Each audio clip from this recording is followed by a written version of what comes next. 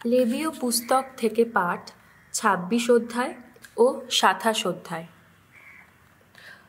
তোমরা নিজেদের জন্যে অসার কোনো দেবমূর্তি তৈরি করবে না, নিজেদের জন্যে খোদাই করা কোনো মূর্তি বা কোনো ধর্মস্তম্ভ প্রতিষ্ঠা করবে না। তোমরা পাথরের কোনো প্রতিমূর্তি আরাধনা করার জন্যে তোমাদের দেশের কোথাও স্থাপন করবে না। আমি যে তোমাদের আপন ঈশ্বর ভগবান। তোমরা আমার নির্দেশিত বিশ্রামবারের দিনগুলি পালন করবে, আমার পুণ্যালয়ের প্রতি শ্রদ্ধা দেখাবে। আমি ভগবান। তোমরা যদি আমার বিধি নির্দেশের পথে চলো, আমার সমস্ত আদেশ পালন করো আর সেই মতো কাজ করো, তাহলে আমি তোমাদের জন্যে সময় মতো বৃষ্টি নামিয়ে আনব। দেশের মাটি তখন ফলাবে ফসল, মাঠের গাছে গাছে ধরবে ফল। তোমাদের শস্য মাড়াইয়ের কাজ চলবে আঙুর গাছের ফল পেড়ে নেওয়ার সময় পর্যন্ত, আর আঙুর ফল পেড়ে নেওয়ার কাজ চলবে বীজ বপনেরই সময় পর্যন্ত। তোমরা তো তখন পেট ভরেই খেতে পাবে এবং নিজেদের দেশে নিশ্চিন্তেই বসবাস করতে পারবে। সেই দেশে আমি শান্তি এনে দেব। তোমরা নির্ভয়ে বিশ্রাম নিতে পারবে। দেশ থেকে হিংস্র যত জন্তু জানোয়ার দূর করে দেব। শত্রুর তলোয়ার তোমাদের দেশের চারিদিকে আর মানুষের মৃত্যু ঘটাবে না, বরং তোমরা তখন নিজেদের যত শত্রুকে তাড়া করে বেড়াবে। তোমাদের তলোয়ারের আঘাতে তারা তো মারাই পড়বে। তোমাদের ৫ জন তখন তাদের ১০০ জনকে তাড়িয়ে বেড়াবে। তোমাদের ১০০ জন তাদের ১০,০০০ জনকেই তাড়িয়ে বেড়াবে। তোমাদের তলোয়ারের আঘাতে তোমাদের শত্রুরা তো মারাই পড়বে। আমি তো সেদিন তোমাদের দিকে প্রসন্ন চোখেই তাকাবো, তোমাদের ফলবান করে তুলব, তোমাদের বংশবৃদ্ধি ঘটাবো। তোমাদের সঙ্গে স্থাপিত আমার সেই সন্ধি আমি রক্ষা করে চলব। খাবার মতো পুরনো শস্য তোমাদের তো থাকবেই, এমনকি নতুন শস্য ঘরে রাখার জন্যে পুরনো শস্য তোমাদের বাইরে এনে রাখতেই হবে। আমি তোমাদের মাঝখানে আমার আবাসটি স্থাপিতই রাখব। তোমাদের প্রতি কখনো বিরূপ হব না। আমি তোমাদের মাঝখানে নিত্যই থাকব। আমি হব তোমাদের আপন ঈশ্বর, আর তোমরা হবে আমার আপন জাতি। এই যে আমি তোমাদের আপন ঈশ্বর, তোমাদের যাতে মিশরীয়দের কৃতদাস আর থাকতে না হয়, সেই জন্যে আমি তো মিশর দেশের বাইরে তোমাদের নিয়ে এসেছি। তোমাদের জোয়ালের লম্বা কাঠগুলো ভেঙে ফেলেছি আমি, মাথা তুলে হেঁটে চলার ক্ষমতাই তোমাদের দিয়েছি। কিন্তু তোমরা যদি আমার কথা না শোনো, এই সব আদেশ মতো কাজ যদি না করো, তোমরা যদি আমার বিধি নির্দেশ অগ্রাহ্য করো, মনে মনে আমার নিয়ম নীতি উপেক্ষা করো, আমার সব আদেশ আর পালন না করে তোমরা যদি আমার সন্ধি ভঙ্গ করো, তাহলে আমি নিজে কিন্তু তোমাদের এই দশাই ঘটাবো। আমি মহাভয়ের শিকার করে তুলব তোমাদের।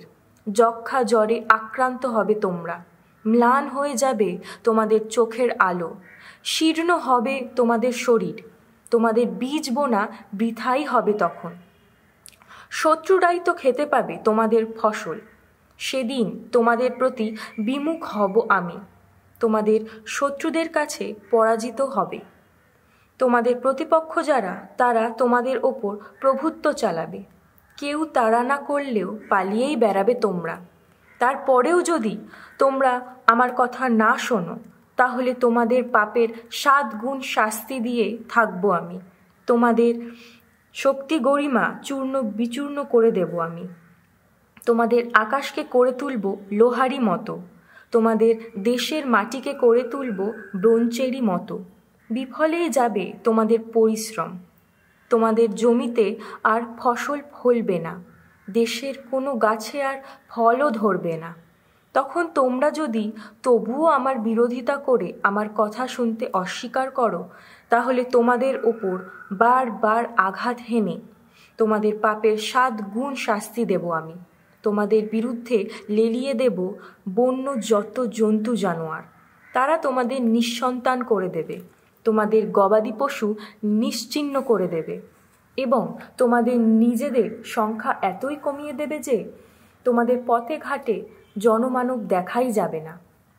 তা সত্ত্বেও যদি তোমরা আমার প্রতি তোমাদের আচরণ শুধরে না নাও, তোমরা যদি তবুও আমার বিরোধিতা করে চলো, তাহলে আমি নিজে কিন্তু তোমাদের বিরোধিতাই করব। প্রতিদানে তোমাদের ওপর আঘাত হেনে তোমাদের পাপের 7 গুণ শাস্তি দেব আমি। তোমাদের বিরুদ্ধে যাদের আমি তখন পাঠাবো, তাদের তলোয়ার তোমাদের সেই সন্ধি লঙ্ঘনের উচিত শাস্তি দেবে। তোমরা নিজেদের যত শহরে গিয়ে আশ্রয় নেবে না বটে, কিন্তু আমি তোমাদের মধ্যে পাঠাবো মহামারী এবং শত্রুপক্ষের হাতে তোমাদের তুলে দেওয়া হবে। সেদিন তোমাদের খাদ্যের সমস্ত সংস্থান বন্ধই করে দেব আমি। তখন একটা তন্দুরে 10 জন স্ত্রীলোককে দিয়ে তোমাদের সকলের রুটি সেকার কাজ সেরে নেওয়া যাবে। সেই রুটি ওজন করেই তোমাদের প্রত্যেকের হাতে তুলে দেওয়া হবে। তা খেয়ে তোমাদের কারোর পেট ভরবে না। তা সত্ত্বেও তোমরা যদি আমার কথা না শুনে আমার বিরোধিতা করতে থাকো, তাহলে আমি কিন্তু আক্রোশ ভরে তোমাদের বিরোধিতা করব। প্রতিদানে তোমাদের পাপের 7 গুণ শাস্তিই দেব আমি। সেদিন তোমরা খেতে হবে নিজেদের পুত্রদেরই মাংস, খেতে হবে নিজেদের কন্যাদেরই মাংস। তোমাদের সেই উচ্চ যত পূজন স্থান বিনষ্ট করে দেব আমি। তোমাদের যত ধূনাবেদী ভেঙেই ফেলব। তখন আমি তোমাদের মৃত দেহগুলো রেখে যাব মাটিতে পড়ে থাকা তোমাদের সেই সব ইতর প্রাণহীন বিগ্রহেরই ওপর। আমি তো তখন তোমাদের প্রতি খুবই বিরূপ হয়ে উঠব। তোমাদের যত শহর ধ্বংস করে ফেলব আমি। তোমাদের যত পুণ্যালয় জনশূন্য করে তুলব। তোমাদের নৈবেদ্যের স্নিগ্ধ গন্ধ আমার কাছে আর আসবে না। তখন আমি নিজেই তোমাদের দেশকে জনশূন্য করে তুলব। তোমাদের যে শত্রুরা তখন সেখানে এসে বসবাস করবে, তারা তো এইসব দেখে অবাক হয়ে যাবে। সেই সময় তোমাদের আমি বিজাতীয়দের মাঝখানে ছড়িয়েই দেব। খাপ থেকে তলোয়ার খুলে নিয়ে তোমাদের তাড়িয়েই বেড়াবো। ফলে তোমাদের গোটা দেশটা তখন হয়ে উঠবে জনমানবহীন। তোমাদের শহরগুলি পরিণত হবে ধ্বংসস্তূপে। তোমরা শত্রুদের দেশে পড়ে থাকায় গোটা দেশ যতদিন ওইভাবে জনশূন্য হয়ে থাকবে, ততদিন জমির যে বিশ্রাম পাওয়ার যতটা সময় বাকি ছিল, জমি তা পুড়িয়ে নিতে পারবে। ততদিন তো জমিতে চাষবাস বন্ধই থাকবে। জমির যে বিশ্রাম পাওয়ার যতটা সময় বাকি ছিল, জমি তা পুড়িয়ে নিতেই পারবে।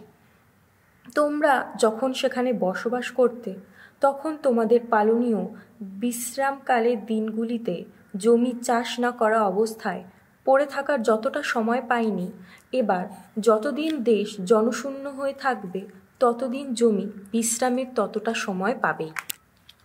এদিকে তোমাদের মধ্যে যারা তখনও প্রাণে বেঁচে থাকবে, আমি তখন তাদের ওই যত শত্রু দেশে পড়ে থাকার সময় তাদের অন্তরে এনে দেব মনোবলের এমনই অভাব যে পাতা ঝরার শব্দ শুনলেও ভয়ে ছুটে পালাবে তারা। মানুষ যেমন তলোয়ারের ভয় পালিয়ে যায়, তারা সেইভাবে পালিয়ে যাবে। কেউ পিছু পিছু তাড়া না করলেও মাটিতে লুটিয়ে পড়বে তারা। গায়ে গায়ে ধাক্কা লাগার হোঁচট খেয়ে পড়ে যাবে, যেন ওচানো তলোয়ার দেখেই পালাচ্ছে তারা। অথচ কেউই তাদের তাড়া তো করেনি। সেই সময় তোমাদের তো শত্রুর সামনে দাঁড়াবার মতো ক্ষমতাই থাকবে না। বিজাতীয়দের মাঝখানে পড়ে থেকেই মরবে তোমরা। শত্রুদের দেশ তোমাদের যেন গ্রাস করে ফেলবে। এর পরেও বেঁচে থাকবে যারা, তাদের অপরাধের জন্যে শত্রুদের দেশে দেশে বিজন্মৃত হয়ে পড়বে তারা। তাদের পিতৃপুরুষদের অপরাধের জন্যেই জীবনমৃত হয়ে পড়বে তারা। তখন তারা কিন্তু তাদের অপরাধ আর সেই সঙ্গে তাদের পিতৃপুরুষদেরও অপরাধ স্বীকার করবে আমার বিরুদ্ধে তাদের সেই বিদ্রোহের কথা, আমার সঙ্গে তাদের সেই বিরোধিতার কথা, যার ফলে আমি নিজে তাদের বিরুদ্ধে গিয়েছি, শত্রুদের দেশে তাদের নির্বাসিত করেছি। অবুঝ অন্তর ওই মানুষেরা শেষে যখন নিজেদের নমিত করবে, তারা যখন তাদের অপরাধের উচিত প্রায়শ্চিত্ত করবে, তখন আমি যাকবের সঙ্গে আমার সেই সন্ধির কথা আবার মনে আনব এবং ইসাহাকের সঙ্গে আমার সেই সন্ধির কথা ও আব্রাহামের সঙ্গে আমার সেই সন্ধির কথাও মনে আনব। তাছাড়া দেশটির কথাও মনে আনব তখন। ইসরায়েলীয়দের চলে যাওয়ার ফলে জনশূন্য হয়ে যাওয়া দেশ তো পরিত্যক্ত অবস্থাতেই পড়ে থাকবে। জমির যে বিশ্রাম পাওয়ার যতটা সময় বাকি ছিল, জমি এবার তা পুড়িয়ে নিতে পারবে। এদিকে তারা তো তাদের অপরাধের উচিত প্রায়শ্চিত্ত করবে। যেহেতু তারা আমার নিয়মনীতি অগ্রাহ্য করেছে, মনে মনে আমার বিধিনির্দেশ উপেক্ষা করেছে, অথচ ওই যে সময় তারা শত্রুদের দেশে পড়ে থাকবে, সেই সময়ও আমি কিন্তু তাদের বর্জন করব না, তাদের প্রতি এত বিরূপ হয়ে উঠব না, যার ফলে আমার হাতে তাদের বিনষ্ট হতে হয়, তাদের সঙ্গে স্থাপিত আমার সন্ধি বাতিল করতে হয়। আমি যে তাদের আপন ঈশ্বর ভগবান, আমি বরং তাদের মঙ্গলের কথা ভেবে আবার মনে আনব সেই সন্ধির কথা, যা আমি এই জাতির প্রাচীনকালের মানুষদের সঙ্গে স্থাপন করেছিলাম। এই যে আমি ভগবান, আমি তো সেই মানুষদের আপন ঈশ্বর হব বলেই বিজাতীয়দের সামনে মিশর দেশের বাইরে তাদের নিয়ে এসেছিলাম।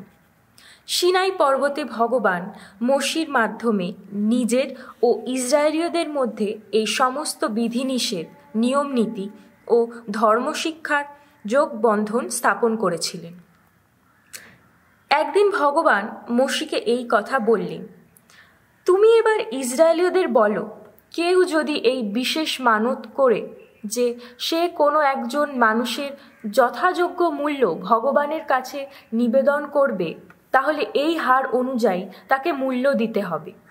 20 বছর বয়স থেকে শুরু করে 60 বছর পূর্ণ না হওয়া পর্যন্ত পুরুষ মানুষের ক্ষেত্রে দিতে হবে 50 শেকেল রূপো, পুণ্যালয়ে ব্যবহৃত শেকেলের ওজন অনুসারে। নারীর ক্ষেত্রে দিতে হবে 30 শেকেল রূপো। 5 বছর বয়স থেকে শুরু করে 20 বছর পূর্ণ না হওয়া কোনো ছেলের ক্ষেত্রে দিতে হবে 20 শেকেল, আর কোনো মেয়ের ক্ষেত্রে দিতে হবে 10 শেকেল। 1 মাস বয়স থেকে শুরু করে 5 বছর পূর্ণ না হওয়া পুরুষ শিশুর ক্ষেত্রে দিতে হবে 5 শেকেল রূপো, আর নারী শিশুর ক্ষেত্রে দিতে হবে 3 শেকেল রূপো।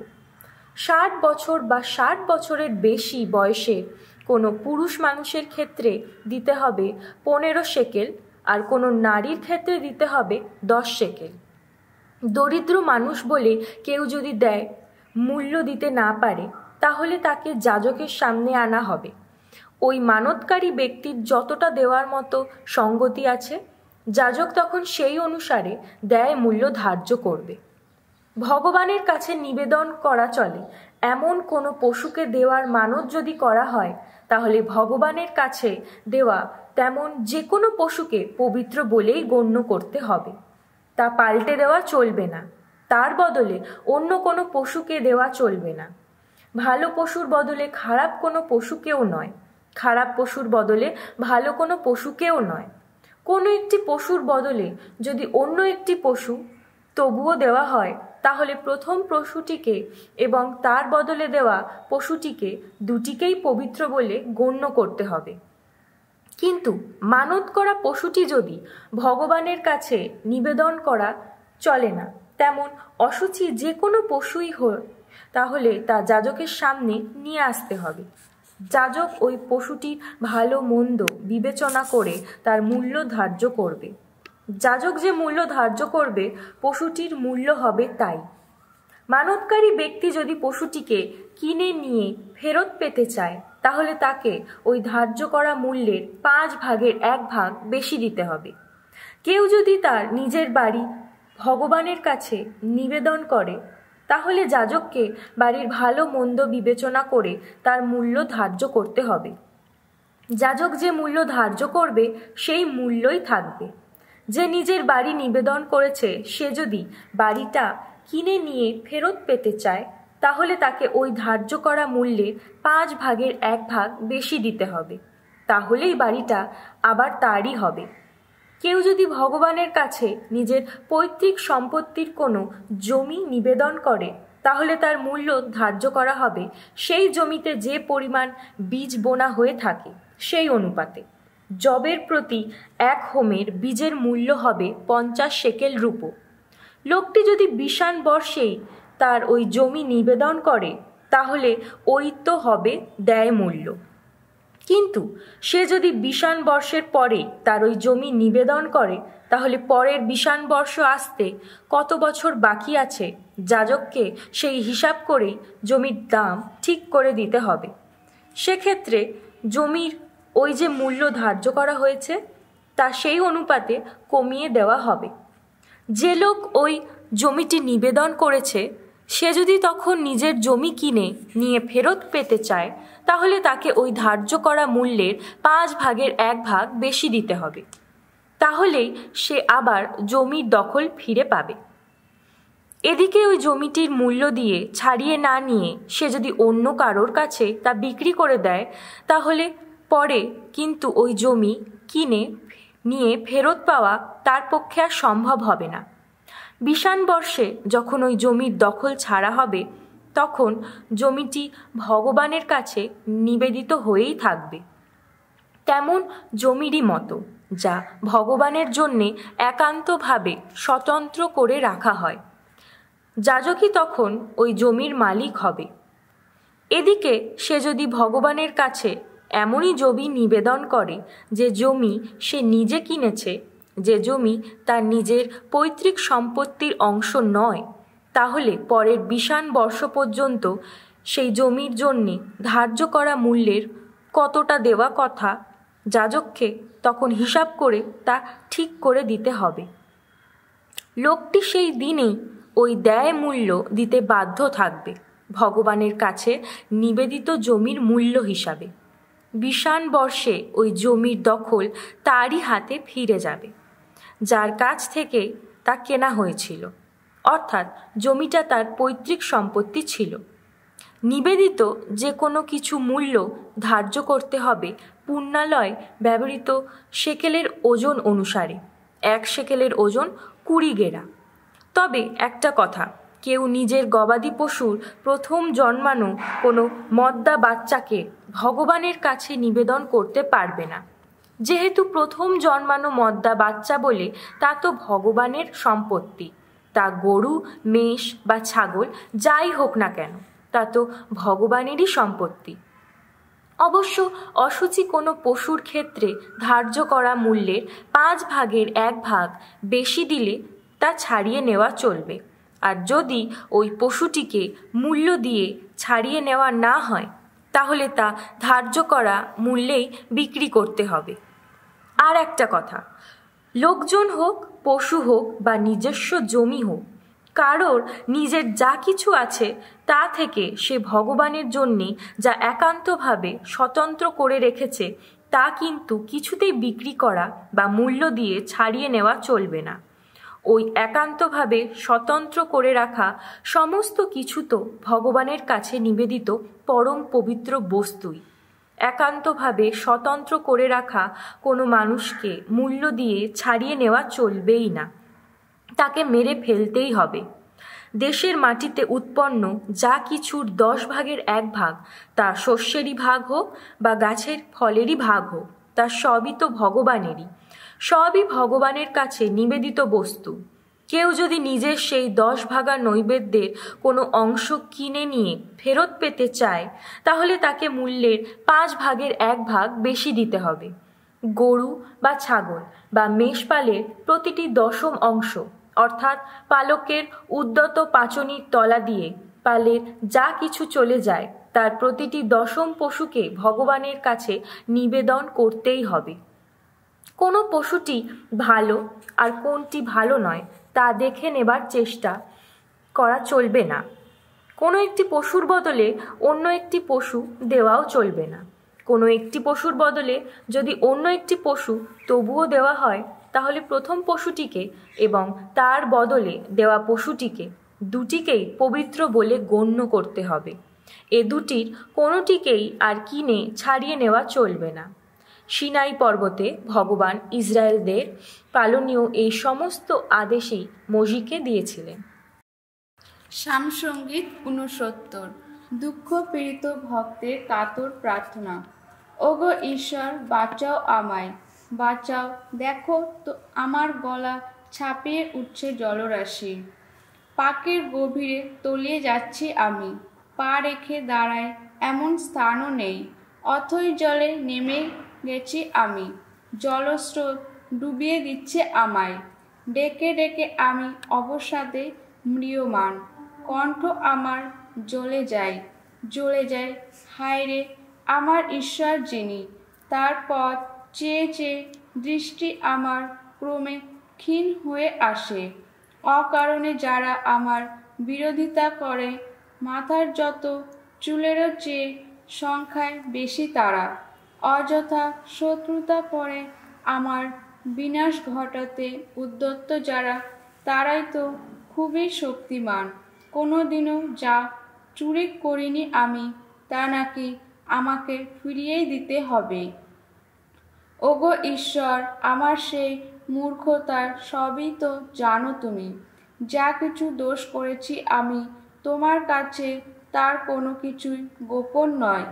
বিশ্বপতি ভগবান, ওগো প্রভু, তোমার আশায় জেগে বসে আছে যারা, আমাকে নিয়ে তাদের যেন লজ্জায় না পড়তে হয়।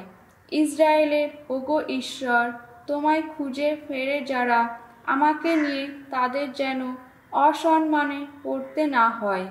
তোমারই জন্যে কত লাঞ্ছনা পাচ্ছি এখন, তোমারই জন্যে কত লজ্জায় ঢাকছে আমার মুখ। নিজের ভাইয়ের কাছে আমি যেন অচেনা কেউ, সহোদর ভাইয়ের কাছে আমি যেন বিজাতীয় কেউ। ওগো, তোমার গৃহসেবার আগ্রহ আগুনেরই মতো গ্রাস করেছে আমায়।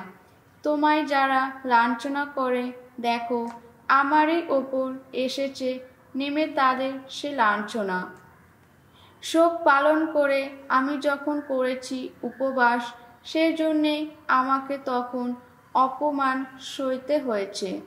যখন লোমের কাপড় কোমরে পরেছি, তখন সবার মধ্যে আমি যেন অপযশের নামান্তর হয়ে উঠেছি। নগরদ্বারে বসে থাকে যারা, আমাকে নিয়ে কত কথা বলে তারা। আমাকে নিয়ে গান বাঁধে আজ যত মাতালের দল। আর আমি, ওগো ভগবান, আমি তো তোমাকেই ডাকছি এখন। ওগো, কৃপাদানের এই তো সমীচীন সময়। হে ঈশ্বর, প্রকাশ করো তোমার অসীম দয়া। তোমার অমোঘ প্রাণশক্তি দেখিয়ে আমার ডাকে সাড়া দাও। পাকের বুক থেকে টেনে তোলো আমায়, আমাকে ডুবতে দিও না শত্রুদের হাত থেকে। আর সেই অথই জলের বুক থেকে যেন উদ্ধার পেতে পারি। খরস্রোত আমাকে যেন ডুবিয়ে দিতে না পারে, অতল যেন আমাকে গ্রাস করতে না পারে। মাথার ওপর যেন বন্ধ না হয় রসাতলের মুখ। সাড়া দাও তুমি, ওগো ভগবান। তোমার করুণা, আহা সে তো শুভময়। আমার দিকে চেয়ে দেখো একবার, প্রকাশ করো তোমার অসীম কৃপা। এই সেবকের কাছ থেকে ওগো তোমার শ্রীমুখ আড়াল করে রেখো না। দেখো দেখো আমি পড়ে আছি আজ কি কঠিন সংকটে। আর দেরি নয়, সাড়া দাও, সাড়া দাও। ওগো কাছে এসো, আমাকে মুক্ত করো। শত্রুতাড়িত এই আমাকে রক্ষা করো। তুমি তো জানোই কত লাঞ্ছিত আমি, কত লজ্জিত, অসম্মানিত, সবই তো জানো তুমি। আমার বিরোধী কেউই তোমার অদেখা অচেনা নয়। লাঞ্ছনা পেয়ে পেয়ে ভগ্ন হৃদয় আমি, আশাহীন আমি। চেয়েছিলাম একটুখানি দরদ, কিন্তু বৃথাই চাওয়া। ভেবেছিলাম কেউ দেবে সান্ত্বনা, কিন্তু পেলাম কই। খাওয়ার জন্যে দিয়েছে ওরা বিষ, তৃষ্ণা মেটাতে দিয়েছে অম্লরস। এবার ওদের টেবিলে খাবার হয়ে উঠুক ওদের আটকে রাখা ফাঁদেরই মতো, ওদের বন্ধুদের বেঁধে রাখা ফাঁসেরই মতো। ওদের দু চোখে নামুক অন্ধকার, ওরা যেন আর কিছু খেতে না পায়। সর্বদা কাঁপতে থাকুক ওদের কোমর। ওদের ওপর নামিয়ে আনো তোমার তীব্র রোষ, ওদের গ্রাস করুক তোমার ক্রোধের আগুন, ওদের শিবির হোক শেষে জনহীন, ওদের তাঁবুতে বাস করার মতো আর যেন কেউই না থাকে। তুমি নিজে যাকে আঘাত করেছ তাকেই কিনা তাড়িয়ে বেড়াচ্ছে ওরা। যাদের তুমি ধরাশায়ী করেছ তাদের কষ্ট পাওয়া নিয়ে কত গল্প ফাঁদে ওরা। ওগো, ওদের প্রতিটি দোষেরই হিসাব রাখো। তোমার সামনে বিচারে দাঁড়িয়ে কোনোদিন যেন মার্জনা না পায় ওরা। জীবন গ্রন্থ থেকে মুছেই ফেলা হোক ওদের নাম। ধার্মিকদের নামের সূচিতে ওদের নামের না থাকুক উল্লেখ। ওগো ঈশ্বর, দুঃখ পীড়িত আমি, বেদনা পীড়িত আমি। তোমার ত্রাণ শক্তি আমাকে নিরাপদে রাখুক। আমি এবার ঈশ্বরের নাম স্তুতি গাইব গানে গানে, ধন্যবাদ জানিয়ে গাইব তার গৌরব গাথা। বলদ বা সিং খুর থাকা বাছুর এমন যোগ্য বলি পাওয়ার চেয়ে বরং সেই স্তুতি অর্ঘ্য পেয়ে ভগবান তুষ্ট হবেন। নম্রচিত্ত যারা সব কিছু দেখে আনন্দই পাবে তারা। বলবে তারা, তোমরা ঈশ্বরের অন্বেষী যারা, তোমরা চিরজীবী হও। ভগবান তো দীন দরিদ্র মানুষের ডাকে সাড়া দেন, কারারুদ্ধ ভক্তজনকে তিনি তো করেন না অবহেলা। আকাশ পৃথিবী গেয়ে উঠুক তার বন্দনা গান, গেয়ে উঠুক সাগর এবং সাগর গভীরে সঞ্চারী যত প্রাণী। জানি সিয়নকে ঈশ্বর নিজে বাঁচাবেন একদিন, জুদেয়ার যত নগরী আবার গড়ে তুলবেন তিনি। মানুষ সেখানে বাঁধবে নিজের ঘর, সেখানেই হবে জমির মালিক। ঈশ্বরের যত সেবকের বংশধর যারা, তারাই তো হবে সে দেশের অধিকারী। তার ওই নামটি ভালোবাসে যারা, তারা সে দেশেই করবে বসবাস। শিষ্যচরিত থেকে পাঠ, ৮ অধ্যায়, ১ থেকে ২৪ পদ। জেরুসালেম মণ্ডলীর ওপর কঠোর নির্যাতন। সেই দিন থেকে জেরুসালেমের মণ্ডলীর ওপর কঠোর নির্যাতন শুরু হলো। প্রেরিত দূতেরা ছাড়া অন্য সবাই জুদিয়া ও সামারিয়ার বিভিন্ন অঞ্চলে ছড়িয়ে পড়ল। কয়েকজন ভক্ত মানুষ স্তেফানের দেহটির সমাধি দিলেন। তার জন্যে গভীর শোক প্রকাশ করলেন তারা। এদিকে শৌল তখন মণ্ডলীর সর্বনাশ করে বেড়াচ্ছেন। বাড়িতে বাড়িতে হানা দিয়ে তিনি স্ত্রী পুরুষদের টেনে বের করে কারাগারে নিক্ষেপ করছেন। যারা চারদিকে ছড়িয়ে পড়েছিল তারা কিন্তু নানা জায়গায় ঘুরে ঘুরে মঙ্গলবাণী প্রচার করতে লাগল। এইভাবে সামারিয়ার একটি শহরে গিয়ে ফিলিপ সেখানকার লোকদের কাছে খ্রিস্টের কথা প্রচার করতে লাগলেন। সবাই একপ্রাণ হয়ে নিবিষ্ট চিত্তে তার কথা শুনত, কারণ ফিলিপের যত অলৌকিক কাজের কথা তাদের যেমন কানে আসছিল তারা নিজেরা তা দেখতেও পাচ্ছিল। তখন তো অপবিত্র আত্মায় পাওয়া বহু লোকের মধ্য থেকে ওই সব বিদেহী আত্মা জোরে চিৎকার করে বেরিয়ে আসত এবং পক্ষাঘাতগ্রস্ত বা পঙ্গু বহু মানুষই সুস্থ হয়ে উঠত। তাই সেই শহরে এক মহা আনন্দের ধুম পড়ে গেল।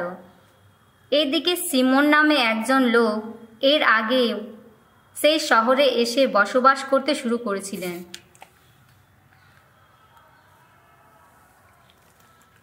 তন্ত্র মন্ত্র সাধন করে সে সামারিয়ার লোকদের মুগ্ধ করে রেখেছিলেন।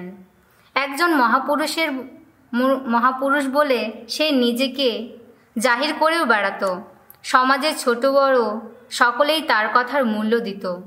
তারা বলতো, উনি তো পরমেশ্বরের সেই শক্তি যাকে বলা হয় মহাশক্তি। সে বেশ কিছুদিন ধরে তার তন্ত্রমন্ত্রের জাদুতে তাদের বিমুগ্ধ করে রেখেছিলেন বলেই তো তারা তার কথার এত মূল্য দিত।